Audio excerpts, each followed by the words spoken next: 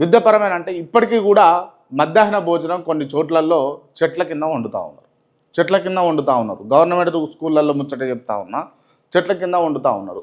ఆ చెట్ల మీకేంచి పడ్డటువంటి పురుగులు, లేకపోతే చెత్త, లేకపోతే ఆ చెట్లకు ఉన్నటువంటి ఆకులు అలములు అంతా కూడా వాళ్ళు ఆ తిండి తినాలి. మీరు ఇటువంటి తిండి తింటారా? మీ పిల్లలకి ఇటువంటి తిండి పెడతారా అని అన్నది ఓ ప్రశ్న. మీ పిల్లలేమో కార్పొరేట్ స్కూళ్ళల్లో, లేకపోతే ఇంటర్నేషనల్ స్కూళ్ళల్లో, లేకపోతే అబ్రాడ్లో చదువుకోవాలి. మీ కోట్లు వేసి గెలిపించినటువంటి పిల్లలేమో ఇవెందో మీ కార్యకర్తల పిల్లలు కూడా ఈ గవర్నమెంట్ బల్లలనే చదువుకోవాలి. అంటే చదువుకొని గవర్నమెంట్ బల్లల్లో మీ పిల్లలు కూడా చదివితే అక్కడ ఉన్నటువంటి వసతులు మారుతాయి, అక్కడ ఉన్నటువంటి సేవలు మారుతాయి, అక్కడ ఉన్నటువంటి పరిస్థితులు మారుతాయి. కానీ మీ పిల్లలు చదవరే, మీరు చదివిపియరే.